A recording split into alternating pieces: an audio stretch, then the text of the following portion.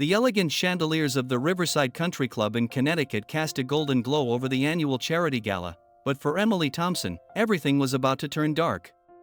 At 28, she had worked tirelessly to rise from her humble beginnings to become the head of accounting at Montgomery Industries, one of New England's most prestigious firms. Tonight, she stood in a simple but elegant navy blue dress, her honey blonde hair swept into a modest updo, watching as her world crumbled before her eyes. "I can't believe you would do this to the company, Emily," Richard Montgomery III's voice boomed across the ballroom, silencing the orchestra and drawing all eyes to their confrontation. "The board has evidence of your embezzlement scheme. Millions of dollars, missing from our charitable foundation." Emily's heart stopped. The crystal champagne flute slipped from her trembling fingers, shattering on the marble floor. The sound echoed through the now silent room, matching the breaking of her spirit. "Mr. Montgomery, there must be some mistake. I would never." "Save your excuses." Victoria Montgomery, Richard's wife and the foundation's director, stepped forward in her designer gown, her red lips curved in a cruel smile. "We have all the proof we need. Security, please escort Ms. Thompson out. And make sure to contact the authorities." Two burly security guards approached as whispers rippled through the crowd. Emily caught glimpses of her colleagues' faces, people she'd worked with for 5 years, turning away in disgust or watching with morbid fascination. Only Sarah Martinez, her assistant, tried to step forward, but was held back by another executive. "Please, you have to believe me," Emily's voice cracked as tears threatened to fall. "I've dedicated my life to this company. I would never steal." "That's enough." Richard's face reddened with apparent anger. "To think we trusted you, promoted you, even invited you into our inner circle. You're nothing but a thief from the wrong side of the tracks who tried to rise above her station." As the guards gripped her arms, Emily's mind raced back to her childhood in the small town of Mill Valley, Massachusetts. Her single mother working 3 jobs to put food on the table. The scholarships she'd earned through countless sleepless nights of study. The pride in her mother's eyes when she'd landed her dream job at Montgomery Industries. Through her shock, Emily noticed something odd. Victoria's seemingly triumphant smile didn't reach her eyes. There was something calculating in that gaze, something that made Emily's investigative instincts tingle despite her distress. The cool night air hit her face as the guards practically dragged her down the country club's grand steps. Rain had begun to fall, mixing with the tears she could no longer hold back. Her phone buzzed in her clutch, messages already pouring in as news of her disgrace spread through social media and local news outlets. Standing alone in the rain, Emily hugged herself, her mind spinning with questions. Why would the Montgomerys do this to her? She had noticed some inconsistencies in the foundation's books recently, but every time she tried to investigate deeper, she'd been reassigned to other projects. Now she understood why. A sleek black car pulled up, and through the tinted windows, Emily caught a glimpse of James Crawford, the company's CFO, watching her with an unreadable expression. He had been her mentor, guiding her career, and now, was he part of this too? Her phone buzzed again, a text from an unknown number. "Not everything is as it seems. Meet me at the old Blackwater Bridge tomorrow at dawn. Come alone if you want to know the truth." Emily stared at the message, her hands shaking. In just one night, she had lost her reputation, her career, and possibly her freedom. But as the rain soaked through her expensive dress, the one she'd saved months to buy for this special event, something hardened inside her. The same determination that had pulled her from poverty to success bubbled up through her despair. They had taken everything from her, but they had made one crucial mistake: they had underestimated her. Emily Thompson, the girl who had once tutored her wealthy classmates to afford school supplies, who had worked as a janitor in the library to earn extra study time, who had graduated summa cum laude through sheer force of will, she wasn't going down without a fight. Looking back at the glittering windows of the country club, where the party had resumed as if her life hadn't just been destroyed, Emily made a silent vow. She would uncover the truth, no matter the cost. Something wasn't right about this sudden accusation, about Victoria's strange smile, about James's watchful gaze. As she began her long walk home, her dignity intact despite her public humiliation, Emily's mind was already working, piecing together fragments of conversations, odd numbers in reports, and mysterious meetings she'd glimpsed over the past few months. They thought they had broken her, but they had just awakened something they would soon learn to fear: her relentless pursuit of justice. Thunder rolled overhead as Emily disappeared into the rainy night, leaving behind the glittering world that had just expelled her. Little did anyone know, this was not the end of Emily Thompson's story, it was only the beginning. The first rays of dawn painted the sky in shades of purple and orange as Emily approached Blackwater Bridge. Her designer heels, now scuffed from last night's long walk home, had been replaced with practical sneakers. Dark circles under her eyes testify to a sleepless night spent reviewing every document she'd managed to save on her personal laptop before her company access was revoked. The historic bridge, with its weathered steel arches, stood as a ghostly sentinel over the murky waters below. Morning fog crept along the river's surface, creating an ethereal atmosphere that matched Emily's sense of unreality. How had her life collapsed so completely in just 12 hours? "I was starting to think you wouldn't come." A familiar voice emerged from the shadows, causing Emily to spin around. Her heart skipped a beat as Sarah Martinez, her former assistant, stepped into view. "Sarah? You sent the message?" Emily's mind raced, remembering how Sarah had tried to reach her during the gala. Why all the secrecy? Sarah glanced nervously over her shoulder before pulling out a thick manila envelope from her bag. "Because what I'm about to show you could get us both killed." Her hands trembled as she handed over the envelope. 3 months ago, I accidentally received an email meant for Victoria Montgomery. I should have deleted it, but something felt off. Emily opened the envelope, finding financial statements, email printouts, and photographs. Her trained eye quickly spotted irregularities in the numbers, transactions that didn't add up, dates that conflicted with official records. "The foundation isn't just a charity," Sarah whispered, moving closer. "It's a front. They're moving money through it, massive amounts, but not to help people. I think they're funding something illegal. And when you started asking questions about those inconsistencies last month, they needed a scapegoat," Emily finished, her blood running cold. "But why me?" "Because you're perfect," a deep voice answered. Both women jumped as James Crawford emerged from the morning mist, his expensive suit incongruous with their surroundings. Emily instinctively stepped in front of Sarah, but James raised his hands in a peaceful gesture. "I'm not here to stop you, Emily. I'm here to help." He looked older than his 50 years, worry lines etched deeply around his eyes. "I've spent 20 years building Montgomery Industries' financial empire, turning a blind eye to certain irregularities. But this goes too far." Emily studied her former mentor's face, looking for any sign of deception. "Why should I trust you? You were there last night. You watched them destroy me." "Because my daughter Charlotte disappeared 3 months ago," James's voice cracked. "The police say she ran away, but I know better. She was an intern at the foundation, and she started asking questions. Then one day, she just vanished. No trace, no goodbye, nothing."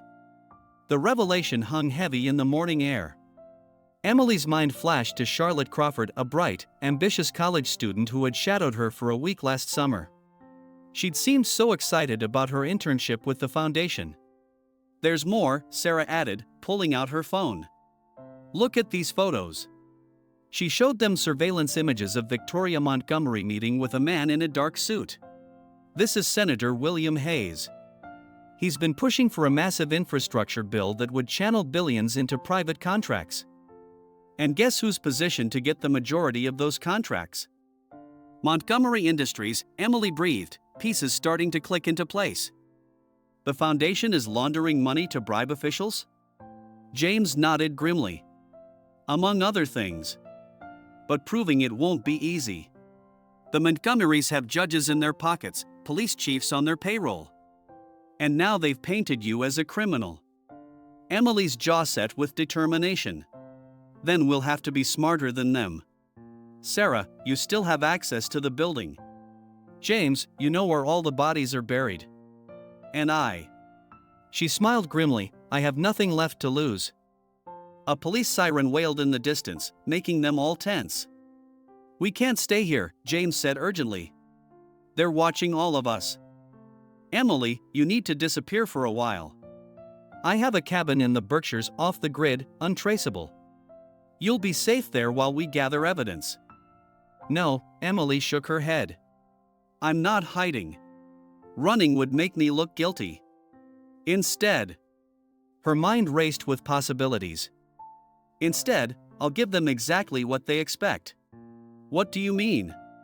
Sarah asked.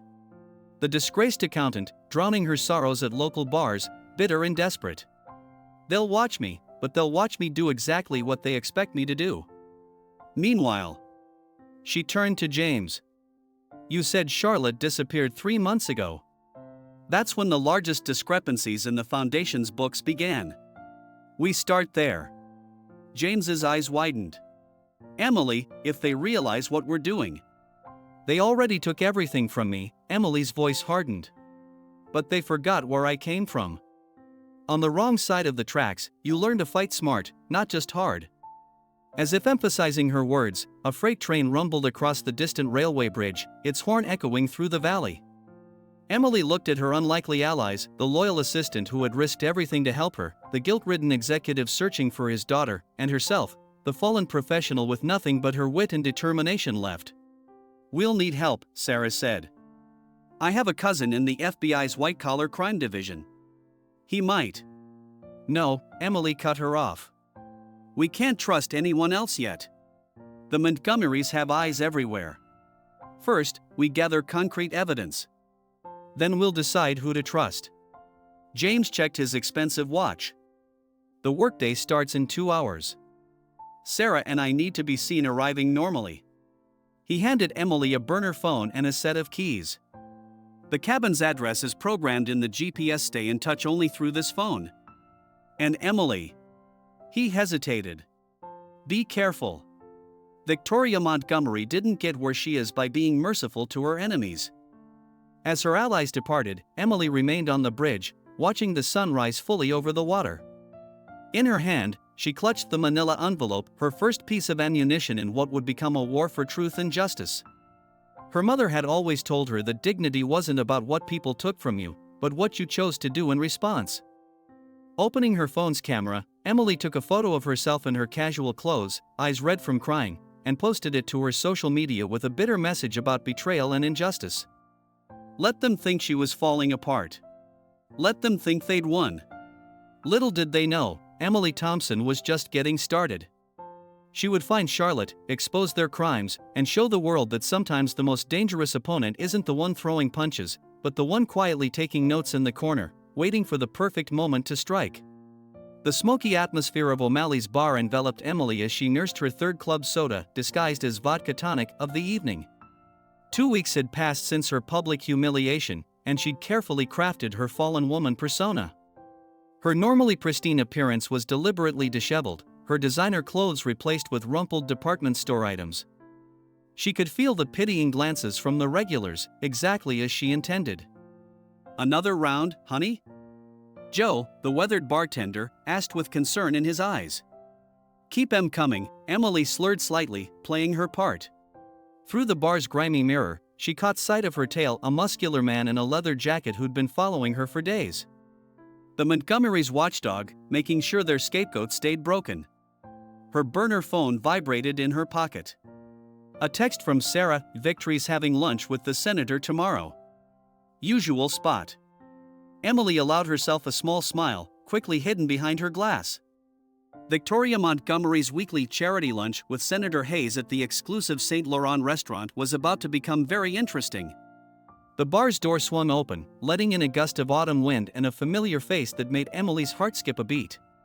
Detective Michael Reeves strode in, his broad shoulders filling out his worn leather jacket. She'd been expecting him. James had mentioned the police would likely send someone to keep an eye on her, but she hadn't expected him to be so distracting. Mind if I join you? His deep voice carried a hint of southern charm as he settled onto the bar stool next to her. Detective Reeves, Boston PD. Come to arrest me, detective? Emily let bitterness seep into her voice. Or just making sure I don't skip town?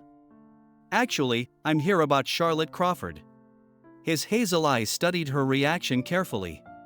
Word is you worked with her last summer. Emily's grip tightened on her glass. This wasn't part of the plan. Lots of interns passed through my office. Can't say I remember them all. She moved to stand, but Michael's hand gently caught her wrist. Ms. Thompson. Emily. I don't believe you embezzled that money. His voice dropped to a whisper. Something bigger is going on, and Charlotte's disappearance is connected. I need your help. Before Emily could respond, her burner phone buzzed again. Another message from Sarah, emergency. C's laptop found. Storage unit 23, Riverside lock and key. Must retrieve tonight.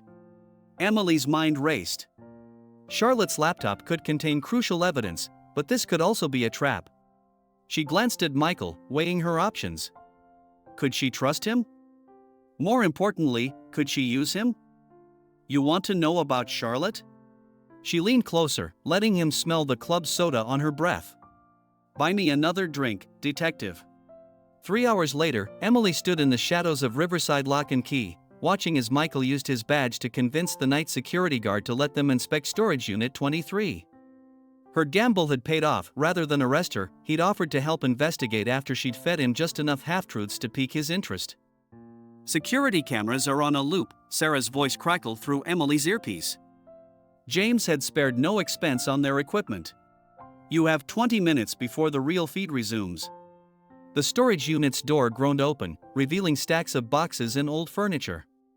Charlotte's laptop wasn't immediately visible, but Emily's attention was drawn to a wooden chest in the corner, its lock newer than everything else in the unit.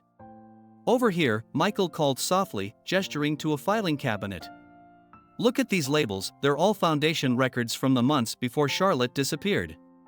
Emily quickly photographed the files with her phone while Michael kept watch. Her hands froze when she reached a folder marked Project Prometheus. Emily, Michael's urgent whisper cut through her concentration. We've got company. Headlights swept across the storage facility's entrance. Through the gap in the door, Emily recognized Victoria Montgomery's Mercedes. How did they? Emily's question was cut short as Michael pulled her behind a stack of boxes. They pressed together in the darkness, hardly daring to breathe as footsteps approached. The police detective is with her, Victoria's voice carried through the thin walls. Looks like our little accountant is getting desperate, making new friends. Should we deal with them both? A gruff male voice responded. No, Victoria's laugh was cold. Let them play detective. By the time they figure anything out, Project Prometheus will be complete. Besides, Emily could hear the smile in her voice, I have a much better idea. Get me Agent Roberts on the phone. The footsteps retreated, but Emily and Michael remained frozen in place, his arm protectively around her waist. Emily's mind was whirling. Who was Agent Roberts? And what was Project Prometheus? That was close, Michael breathed once the coast was clear. Want to tell me what's really going on? Emily made a split-second decision. Not here. But I know a place where we can talk safely. She reached into the filing cabinet and removed the Project Prometheus folder.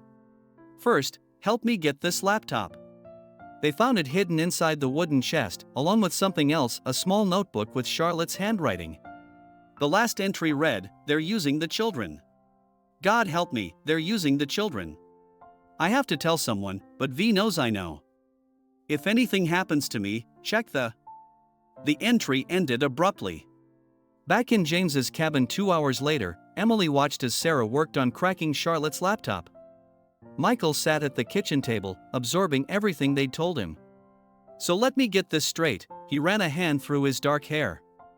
You think the Montgomery Foundation is laundering money through fake charity projects, bribing officials for construction contracts, and somehow this connects to Charlotte's disappearance and missing children? Look at these, Emily spread out documents from the Project Prometheus folder. Construction sites near schools, orphanages, youth centers.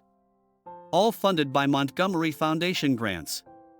But look at the dates. Each location reports an increase in missing children reports within weeks of construction beginning. Human trafficking. Michael's face hardened. They're using the construction projects as cover to abduct kids.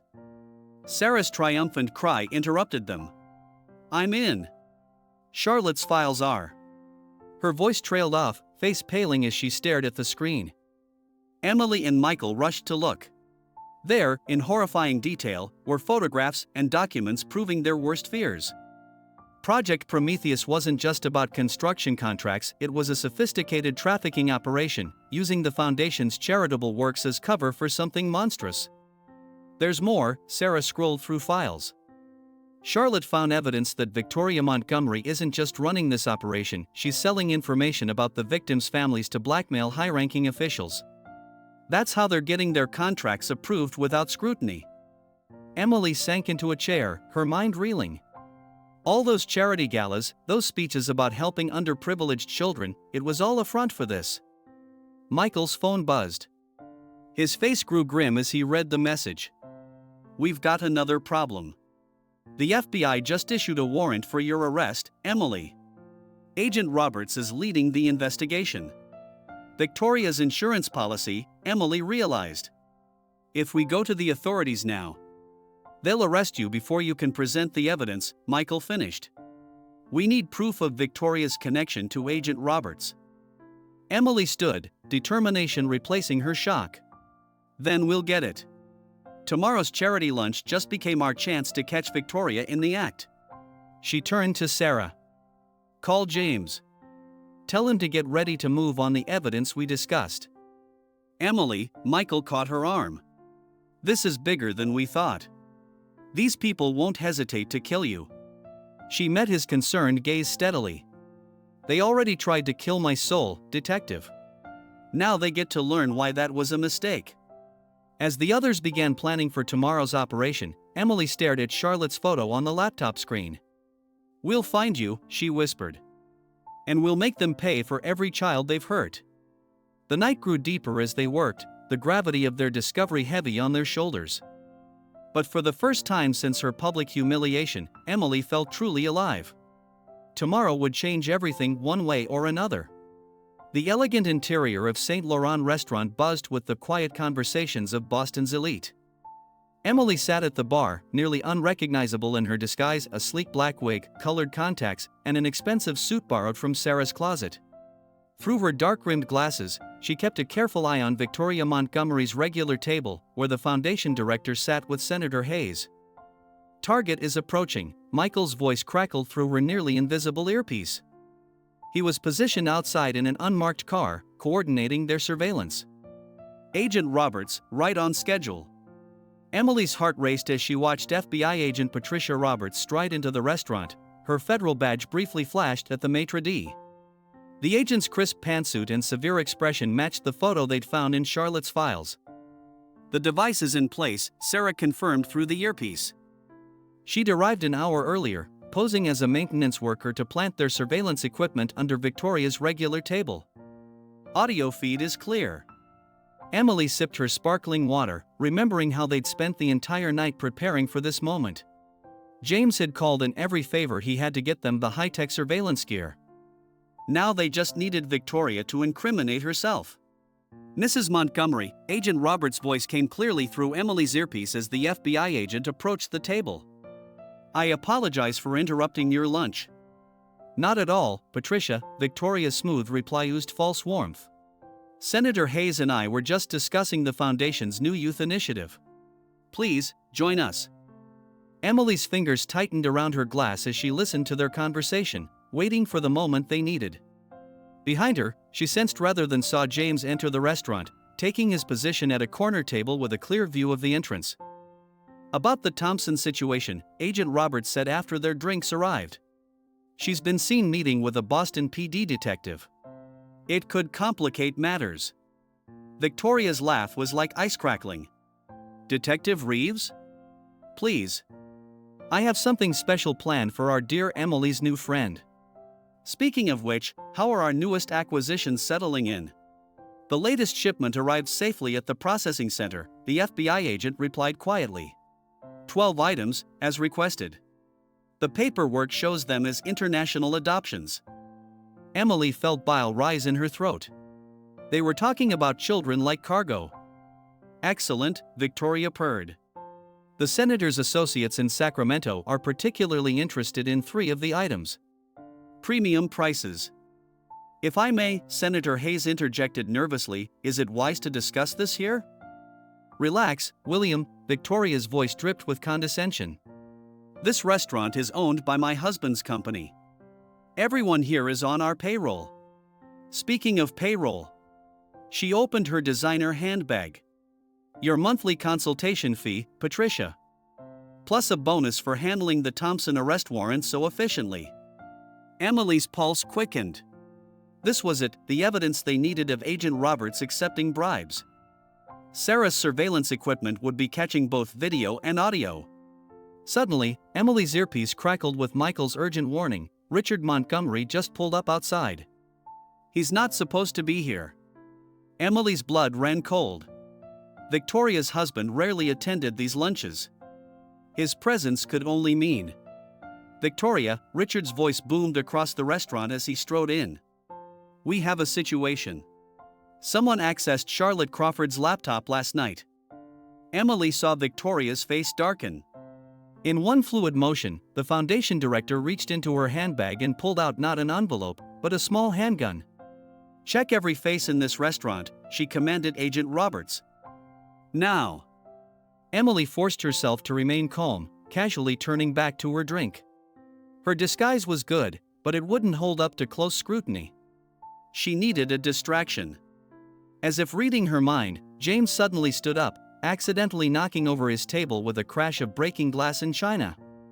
In the ensuing chaos, Emily slipped from her barstool and moved toward the kitchen. Stop her! Victoria's voice rang out. Emily's disguise hadn't fooled her after all. Emily burst through the kitchen doors, startling the staff. Behind her, she could hear Agent Roberts calling for backup. She needed to get the surveillance data to Michael, it was their only chance now. Emily, there's a service exit through the wine cellar, Sarah guided her through the earpiece. Take the stairs on your left. She found the stairs and descended into the dimly lit cellar. Rows of expensive wine bottles lined the walls. The service exit was just visible at the far end. Footsteps thundered down the stairs behind her. Give it up, Emily, Agent Roberts called out. There's nowhere to run. Emily ducked behind a wine rack, her mind racing. She needed to get the data drive from Sarah's surveillance equipment to Michael, but she also needed Roberts and Victoria to keep talking, to incriminate themselves further. A crazy idea formed in her mind. You know what I don't understand, Victoria? Emily called out, her voice echoing through the cellar. She moved quietly between the racks as she spoke. You had everything: money, power, respect. Why risk it all trafficking children? Risk? Victoria's laugh was chilling. Oh, you naive little girl. This isn't a risk, it's an investment. Do you have any idea how much people will pay for designer children? How many powerful people will support your projects when you can provide them with exactly what they want? Charlotte figured it out, didn't she? Emily continued, spotting a door marked electrical room. That's why she had to disappear. Charlotte was stupid, Victoria spat. Just like you. She thought she could save everyone. Instead, she'll spend the rest of her life where no one will ever find her. Just like those precious children she wanted to rescue. Emily smiled grimly. Sarah's surveillance equipment had picked up every word.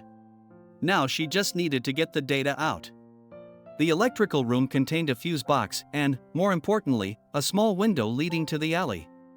Emily pulled out her phone and the data drive, quickly typing a message to Michael with their location. You disappoint me, Emily, Victoria's voice was closer now. You could have been part of something bigger. We gave you everything, brought you into our world. But you couldn't let go of your common roots, your pathetic moral code. You're right about one thing, Emily replied, removing her wig and glasses. I couldn't let go of who I am. That's why I'm going to destroy you. The electrical room door burst open. Emily turned to face Victoria, Agent Roberts, and two armed men. Through the window behind her, she caught a glimpse of Michael's car pulling into the alley. It's over, Emily, Agent Roberts said, raising her gun. On your knees. Instead, Emily smiled. Check your phone, Victoria. Victoria's phone buzzed with an incoming message. Her face contorted with rage as she saw the live stream Sarah had been broadcasting to selected media outlets and law enforcement agencies, everything that had just been said in the wine cellar. "You little..." Victoria raised her gun. The window behind Emily shattered as Michael crashed through it, his own weapon drawn. At the same instant, the cellar stairs erupted with activity as James led a team of FBI agents, real ones this time, down into the basement. "FBI! Drop your weapons!" the lead agent shouted. "Patricia Roberts, Victoria Montgomery, you're under arrest." Emily watched as her tormentors were handcuffed, Victoria's face twisted with hatred. "This isn't over," the foundation director snarled. "You're right," Emily replied calmly. "It's not over until we find Charlotte and every child you've trafficked. And believe me, Victoria, I won't stop until we do." As they were led away, Michael touched Emily's shoulder gently. "You okay?" Emily nodded, but her expression was grim. "We've exposed their operation, but Victoria's right, it's not over. Charlotte's still out there, and so are those children. And something tells me Victoria Montgomery has more cards to play. We'll find them," Michael promised. "Together." Emily picked up her discarded wig, thinking of how far she'd come from that humiliated woman at the charity gala. Victoria had tried to destroy her by exposing her humble origins.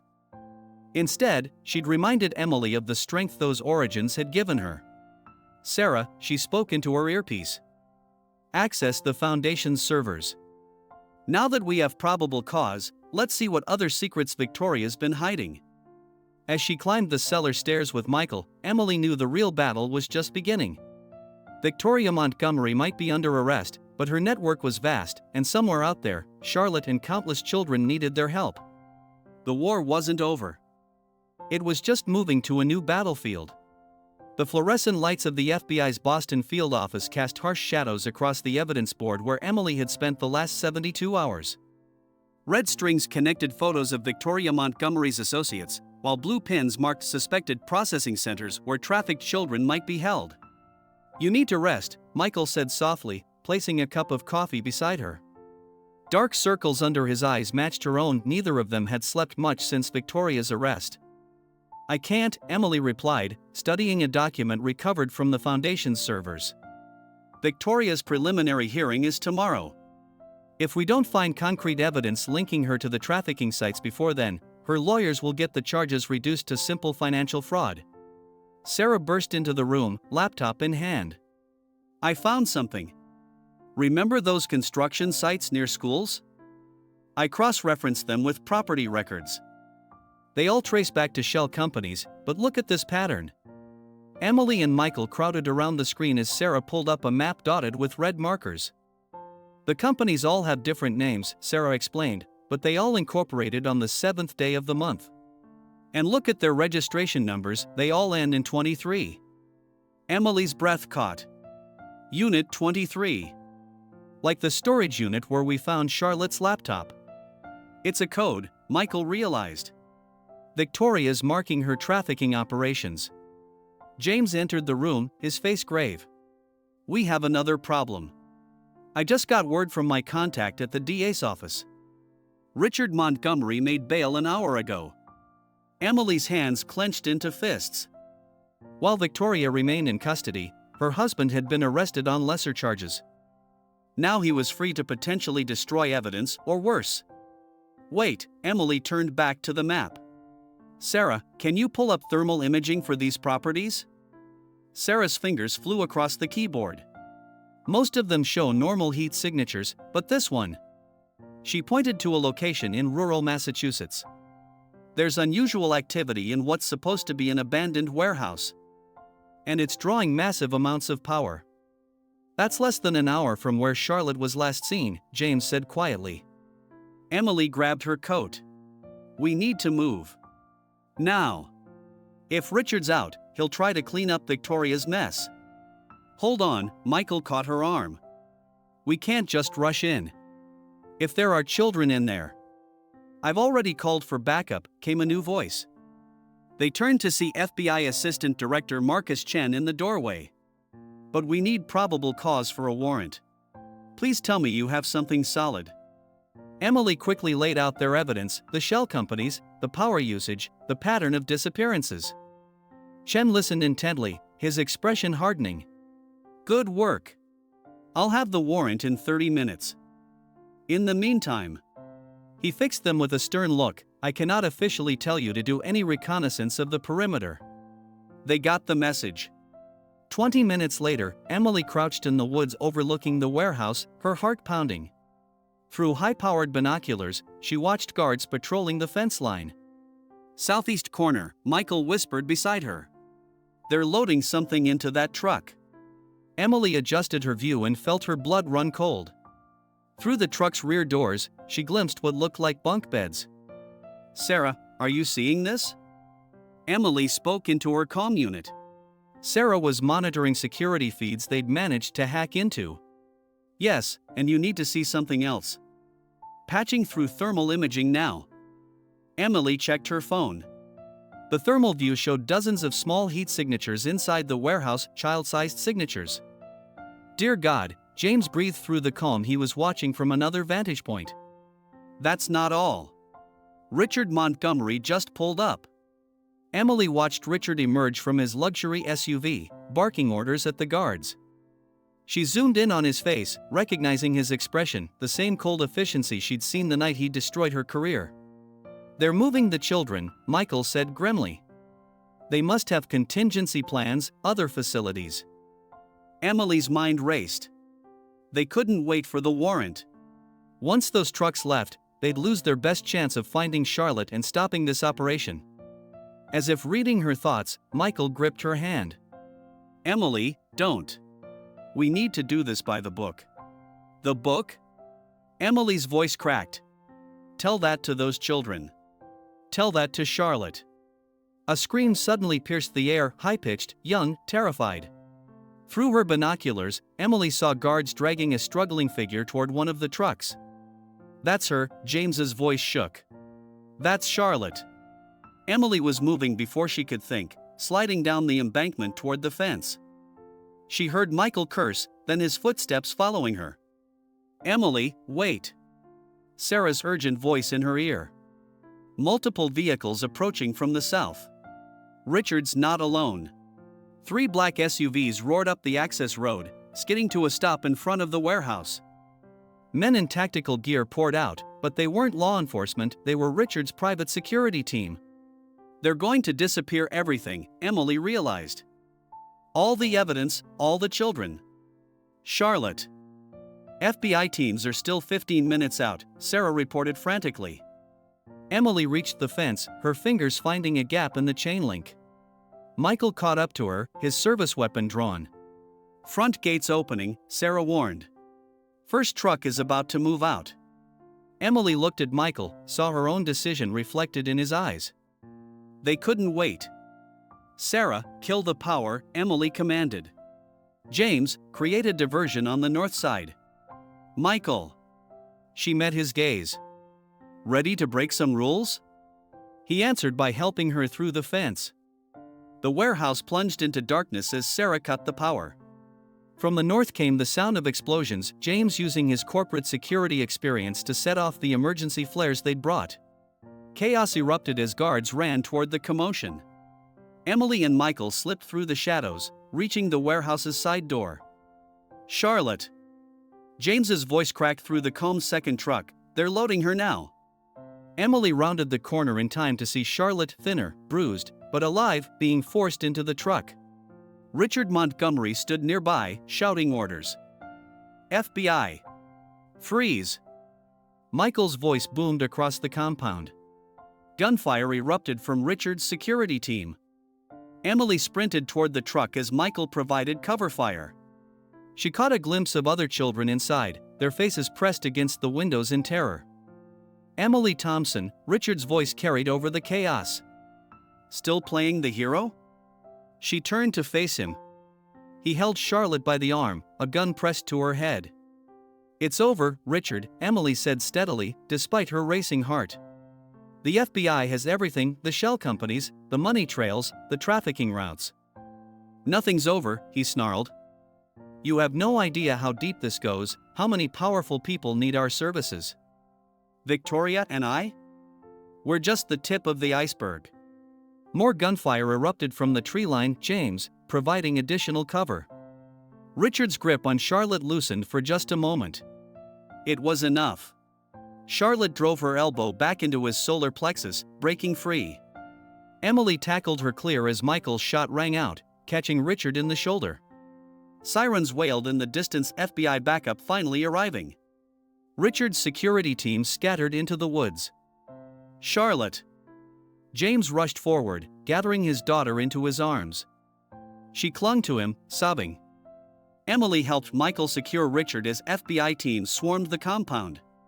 Inside the trucks and warehouse, they found 43 children, some as young as 6.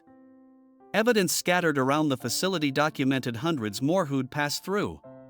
As dawn broke over the scene, Emily watched Charlotte hugging her father, sharing information with FBI agents about other facilities, other victims who could still be saved. "You did it," Michael said softly, standing beside her. Emily shook her head. "No, we're not done. Richard was right about one thing: this is bigger than him and Victoria. There's a whole network out there. Then we'll find them," Michael promised. "All of them." Emily's phone buzzed, a news alert. Victoria Montgomery's lawyers had just filed a mysterious motion that would be revealed at tomorrow's hearing. The war wasn't over. But for the first time since that night at the charity gala, Emily felt truly vindicated. They had saved these children, exposed this facility, and proved that sometimes justice comes from the most unexpected places. As FBI agents led Richard Montgomery away, Emily remembered his words from the night he'd accused her of embezzlement: "You're nothing but a thief from the wrong side of the tracks who tried to rise above her station." He'd been wrong. She hadn't risen above her station. She'd risen to meet her destiny. The Boston Federal Courthouse loomed against the gray morning sky, its granite steps crowded with reporters and protesters. Signs demanding justice for the trafficked children competed with others supporting the Montgomerys, proof of how deeply the power couple had embedded themselves in the city's elite. Emily sat in the courtroom's front row, Sarah and James flanking her protectively. Michael stood at the back, his detective's badge giving him official reason to attend. Charlotte had been deemed too traumatized to appear, but her written testimony lay ready in the prosecutor's briefcase. "All rise," the bailiff called out. The United States District Court for the District of Massachusetts is now in session, the Honorable Judge Marion Pierce presiding. Victoria Montgomery was led in, her designer prison jumpsuit somehow looking as elegant as her usual attire. She caught Emily's eye and smiled, that same calculating smile from the charity gala. Emily's instincts screamed a warning. "Your Honor," Victoria's lead attorney, Maxwell Sterling, stood. "Before we proceed with the preliminary hearing, we have new evidence that dramatically changes the nature of this case." The prosecutor, Diana Chen, Assistant Director Chen's sister, jumped to her feet. "Objection, Your Honor. The defense had ample time to present any evidence during discovery." "This evidence only came into our possession last night," Sterling smoothly countered. "It pertains directly to the credibility of the state's key witness, Emily Thompson." Emily's breath caught. Beside her, Sarah gripped her hand. Judge Pierce adjusted her glasses. "Proceed, Mr. Sterling, but tread carefully." Sterling gestured, and his assistant wheeled in a large screen. "What you're about to see is security footage from Montgomery Industries, dated 3 years ago." The screen flickered to life, showing a younger Emily in the company's accounting department. Emily frowned, she didn't remember this moment. "Watch carefully," Sterling instructed. The footage showed Emily accessing files late at night, making copies, sending emails. "Our forensic experts have confirmed that Ms. Thompson spent months secretly gathering company data, which she then sold to our competitors." Gasps filled the courtroom. Emily stood up. "That's a lie. I never." "Ms. Thompson," Judge Pierce warned, "sit down or be removed." Sterling continued, "We have evidence of substantial deposits made to offshore accounts in Ms. Thompson's name." "She's not a whistleblower, Your Honor. She's a corporate spy who, when caught, fabricated these outrageous trafficking accusations to avoid prosecution."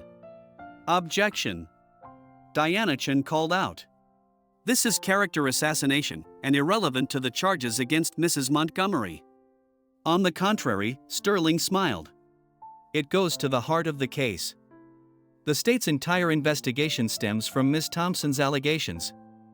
If she's proven unreliable. Emily's mind raced. The footage looked real, but she knew it wasn't. Then she noticed something, a slight glitch in the corner of the frame. She quickly typed a message to Sarah, the timestamp. Check the metadata. Sarah's fingers flew across her tablet. Seconds later, she passed a note to Diana Chen. Your Honor, Chen spoke up. We request a brief recess to examine this new evidence. Judge Pierce nodded. 30 minutes. In a small conference room, Emily paced while Sarah worked her technical magic. Michael and James stood guard outside. Got it! Sarah exclaimed. The footage is deepfaked. They used AI to superimpose your face onto someone else's body. The metadata shows manipulation dates from last week. Can you prove it? Diana Chen asked. Better, Sarah grinned. I can show you who really made those transfers. The glitch in the footage? It shows the original timestamp for a fraction of a second, cross-referenced with server logs from that period. She turned her tablet around, showing security footage of Victoria Montgomery herself accessing the system late at night. She's not just framing you, Michael said from the doorway. She's covering her own tracks. There's more, James added, entering with his phone out. Remember those offshore accounts?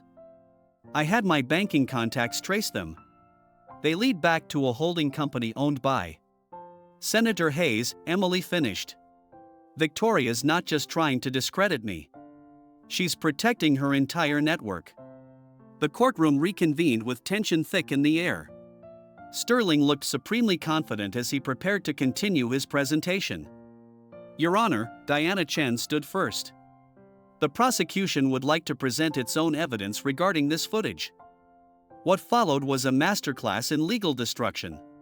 Sarah's technical analysis proved the deepfake manipulation. James's financial records showed the money trail leading back to Victoria. But the coup de grace came from an unexpected source. The state calls Richard Montgomery to the stand, Chen announced. Victoria's face went pale as her husband was led in, his arm in a sling from Michael's shot. After his arrest at the warehouse, Richard had struck a deal. Mr. Montgomery, Chen began, can you explain the origin of this security footage? Richard glanced at his wife, then straightened his shoulders. Victoria ordered it created last week. She used contacts in the tech industry to fabricate evidence against Emily Thompson. And why would she do that? Because Emily had discovered the truth. Not just about the trafficking, but about Victoria's entire operation. The foundation was just the beginning. Victoria had been running these schemes for years, using my company's resources, my connections. His voice broke. My reputation. Victoria stood up, her composure finally cracking. You weak fool. After everything I did to build our empire. Mrs. Montgomery. Judge Pierce slammed her gavel. Control yourself or be removed. But Victoria was beyond control. You think this ends with me? Senator Hayes, Agent Roberts, they're just the surface. Every major city has a network like ours. You'll never.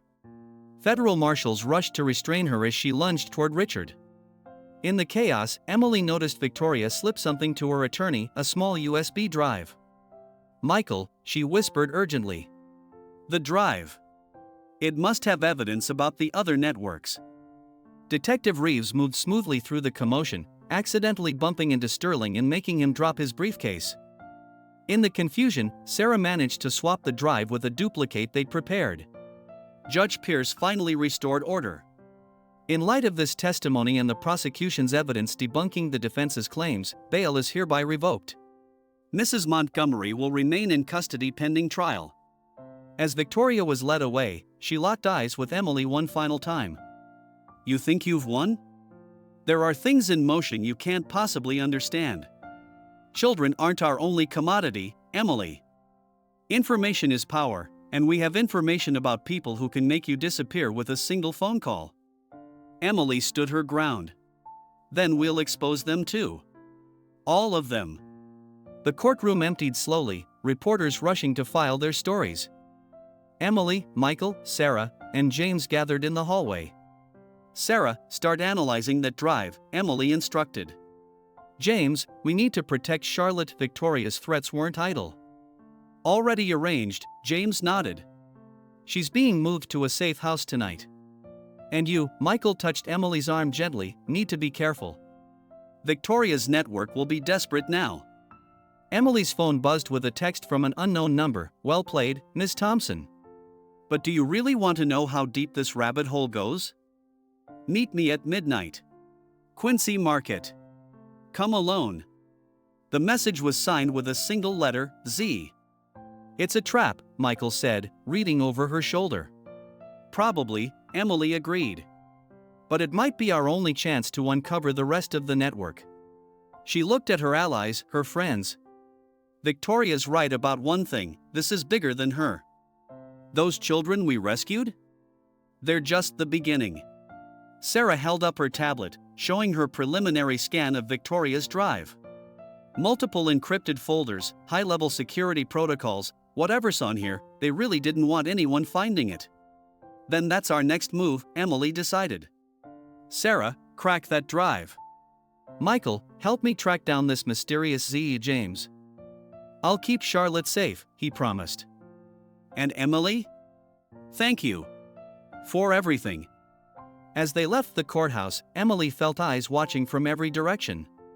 Victoria Montgomery's network was vast, powerful, and now desperately scrambling to cover their tracks. But they had underestimated her once before, thinking her humble background made her weak. They were about to learn that lesson again. The sun was setting over Boston Harbor as Emily prepared for her midnight meeting. In her heart, she knew this was just the beginning of a much larger battle. But standing there, watching the same waters that had once carried revolutionaries fighting against tyranny, she felt a deep sense of purpose. Victoria had tried to destroy her by exposing her common roots.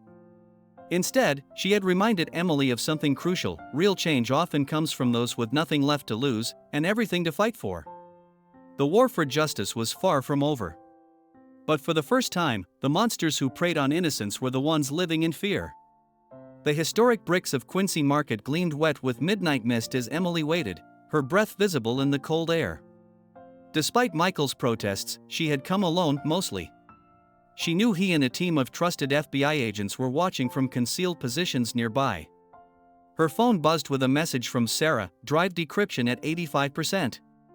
But Emily, you need to see this now. Some of these names, they're beyond powerful. Before Emily could respond, a figure emerged from the shadows, a woman in her 60s, elegant but understated, her silver hair swept into a classic chignon. Miss Thompson, the woman's voice carried the weight of old money in Harvard halls. I'm Z. Or rather, I was once known as Elizabeth Montgomery Blackwood. Emily's breath caught. Montgomery? Victoria's mother-in-law. Richard's mother. Elizabeth's lips curved in a bitter smile. And the woman who spent the last decade trying to destroy what my son and his wife built. They moved to a secluded bench, the market's historic facade looming behind them. Emily noticed Elizabeth's hands trembling slightly as she opened her designer bag. 20 years ago, Elizabeth began, I discovered discrepancies in our family's charitable foundations. When I investigated, I found something horrific: a trafficking network that predated Victoria, operated by my late husband. When he died, Victoria didn't just continue it. She expanded it. She handed Emily a thick file. This is everything I've gathered over the years. Names, dates, locations. But I could never act on it because of this. Another file emerged. They took my granddaughter, Amanda. Told me she died in a boarding school accident in Switzerland.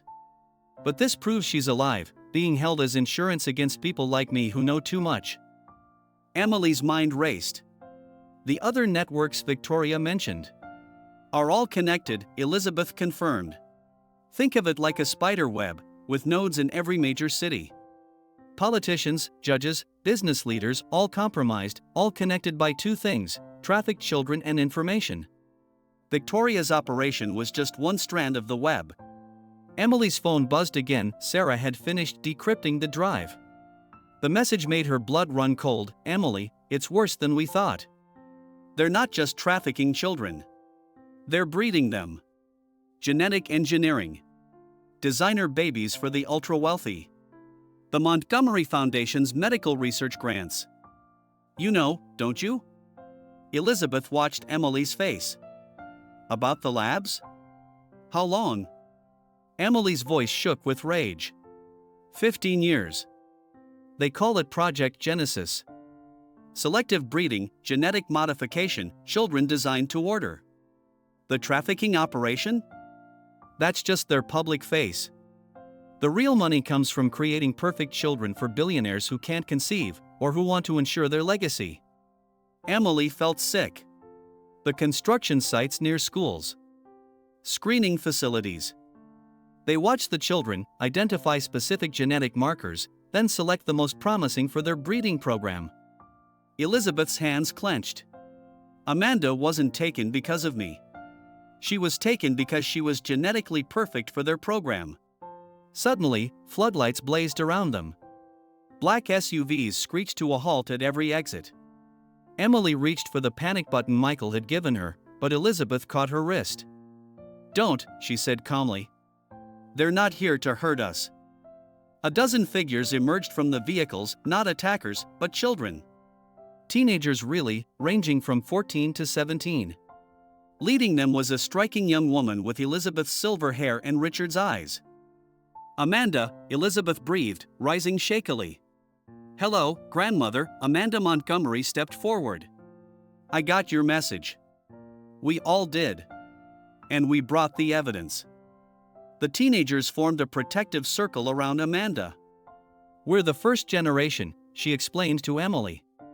The prototypes, they called us. Engineered to be perfect, raised to be compliant. But they made a mistake, they made us too smart. She handed Emily a laptop. For the past 3 years, we've been gathering data, building our own network. Every lab, every facility, every corrupt official. It's all here. Emily's phone exploded with messages. Sarah had found corresponding data on Victoria's drive. Michael's team was moving in to secure the area. News was breaking worldwide, simultaneous raids on facilities in dozens of cities. Victoria knew we were close to exposing everything, Amanda continued. That's why she tried to destroy you, Emily. She knew your background, your determination. She saw in you what she saw in us, someone who wouldn't stop until the truth came out. Elizabeth reached for her granddaughter, tears streaming down her face. I never stopped looking for you. I know, Amanda smiled. That's why we chose tonight. Victoria's network is scrambling, moving their assets. But we've already locked them out of their own systems. The other children are being evacuated from facilities around the world as we speak. Emily's mind spun with the implications. The genetic research can help millions if used ethically, Amanda nodded. That's part of our plan. But first, we need to ensure everyone responsible faces justice. The market's historic clock tower began to toll midnight as Michael and his team emerged from their positions. But instead of moving to secure the scene, they stood in respectful attention. Special Agent Amanda Montgomery, FBI Undercover Division, Amanda showed her badge. These facilities have been under federal investigation for the past year. Emily, your exposure of Victoria's operation gave us the opening we needed to move on the entire network. Emily stared at the young woman in amazement. You infiltrated your own family's organization? With my grandmother's help, Amanda nodded. Elite private schools are excellent covers for undercover operatives. Victoria never imagined her perfect creation would become her destruction. Dawn was breaking as Emily sat in the FBI command center, watching live feeds of raids across the globe. Victoria Montgomery, in her cell, had just learned that her empire had crumbled, destroyed by the very children she had tried to engineer into submission. Sarah burst in, waving printouts. Emily. The financial records, they prove your innocence. All the embezzlement charges were fabricated. The board of Montgomery Industries is calling an emergency meeting to reinstate you with full honors and compensation. But Emily barely heard her. She was watching Amanda reunite other engineered children with their birth families, seeing them embrace their true identities for the first time. "It's not over," Michael said softly, joining her. "The legal battles, the rehabilitation of the children, the reform of these medical programs." "No," Emily agreed, thinking of how far she'd come from that humiliated woman at the charity gala. "It's not over. It's just beginning." Elizabeth and Amanda approached, their silver hair catching the morning light. "We need your help, Emily," Amanda said. "These children, all of them, need advocates who understand both sides of privilege. Who better than the woman who rose from humble beginnings to expose the corruption of the elite?" Emily looked at her unlikely allies, Sarah with her technical brilliance, Michael with his unwavering integrity, James with his insider knowledge, Elizabeth with her quiet resistance, and Amanda, the perfect creation who had chosen justice over privilege. Victoria had tried to destroy Emily by exposing her common roots. Instead, those roots had given her the strength to tear down an empire built on stolen innocence. "When do we start?" Emily asked. Amanda smiled, not her grandmother's bitter smile or Victoria's cruel one, but a smile of hope. "We already have." Behind them, the sun rose over Boston Harbor, its light touching the historic cobblestones where revolution had once been born. A new revolution was beginning now, one that would redefine the meaning of justice, privilege, and human dignity. The war wasn't over. But for the first time, the light of truth was shining into the darkest corners of power, and the children of Project Genesis were finally free to write their own destiny. 1 year later, the newly renovated Montgomery Foundation headquarters gleamed in the morning sun, its glass facade reflecting the Boston skyline. The building sign had been changed to the Phoenix Foundation for Child Protection and Genetic Research Ethics, but locals still remembered the scandal that had rocked the city's elite. Emily Thompson stood at the podium in the main conference hall, facing a room full of journalists, government officials, and most importantly, survivors. Her simple but elegant suit was a far cry from the desperate woman who had once staggered away from a charity gala in disgrace. 1 year ago, she began, her voice steady, "We exposed a network of corruption that spanned continents and reached the highest levels of power. Today, I'm proud to announce that the last of the Project Genesis facilities has been shut down, and the final group of engineered children has been freed." Camera flashes lit up the room as Emily gestured to Amanda Montgomery, who joined her at the podium. The young FBI agent had become the face of hope for hundreds of genetically engineered children, proving that their design perfection couldn't override their humanity. "But our work isn't done," Amanda addressed the crowd.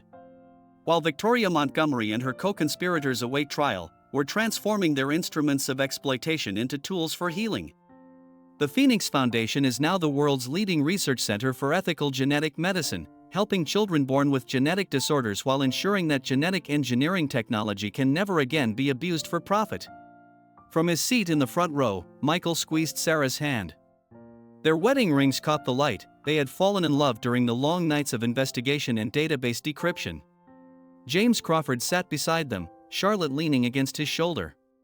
She had become an advocate for trafficking survivors, turning her trauma into a force for change. Elizabeth Montgomery Blackwood watched from the back, her silver hair elegant as ever. Her testimony had been crucial in dismantling the network, and her wealth now funded rehabilitation programs for the rescued children. "But today isn't about the past," Emily continued. "It's about the future. I'm pleased to announce the launch of our global monitoring system, designed by our own Sarah Reeves, which will track genetic research worldwide to prevent any similar programs from emerging." The screens behind her lit up with a real-time display of the monitoring system. Sarah had outdone herself, creating an AI-powered platform that could detect patterns of suspicious medical research and cross-reference them with financial transactions. "And there's more," Amanda stepped forward. "Working with the FBI and Interpol, we've identified and are prosecuting over 300 high-ranking officials who participated in or enabled Project Genesis. Senator Hayes and Agent Roberts have both pleaded guilty and are cooperating with authorities." Emily's mind flashed back to Victoria's preliminary hearing a year ago. The fallen socialites network had indeed been vast, but her own creations had become her undoing. The genetically engineered children, designed to be perfect and compliant, had instead developed an unshakable moral compass and an unstoppable drive for justice. But the most important announcement today, Emily's voice softened, is about family. She gestured to the side of the stage, where a group of children entered, some with their biological parents, others with adoptive families who had opened their hearts to these extraordinary survivors. Project Genesis tried to create perfect children through science. But they forgot something fundamental: true perfection lies in our imperfections, in our ability to choose who we become despite our genetics or circumstances. Amanda joined the families on stage. We were engineered to be superior, but we chose to be human. Our DNA may have been designed in a lab, but our hearts and souls are our own. From her prison cell, Victoria Montgomery watched the press conference on a small TV. Her perfectly manicured hands clenched as she saw her empire transformed into everything she had fought against. Her husband Richard, serving his reduced sentence in a separate facility, had already signed over his entire fortune to the Phoenix Foundation. Back at the podium, Emily unveiled the Foundation's new mission statement: every child deserves the right to write their own story. The crowd erupted in applause, but Emily wasn't finished. Last week, we received final approval for our most ambitious project yet. The Phoenix Foundation will be opening specialized schools across the globe, combining cutting-edge genetic medicine with ethical education. These schools will serve both engineered and natural-born children, teaching them to use their gifts for the betterment of humanity. Amanda stepped forward again. The first school opens next month in Boston, on the site of the original Montgomery estate. We're calling it the Elizabeth Blackwood Academy for Ethical Innovation, in honor of the woman who never stopped fighting for truth. Elizabeth dabbed at her eyes as the crowd rose in a standing ovation. Her granddaughter, whom she had mourned for so long, was now changing the world. After the press conference, Emily found herself on the building's rooftop garden, a space once reserved for elite cocktail parties, now converted into a healing garden for trauma survivors. Michael joined her, wrapping an arm around her waist. "Quite a different view from that night at the charity gala," he murmured. Emily leaned into him, remembering how far they'd come. "They thought my background made me weak, that coming from nothing meant I could be easily destroyed. Instead, it made you unstoppable," Michael smiled. "Because you understood what they never could, that true strength comes from rising above your circumstances while holding on to your humanity." Sarah burst through the roof door, tablet in hand. "Emily!" The genetic analysis came back from the last facility.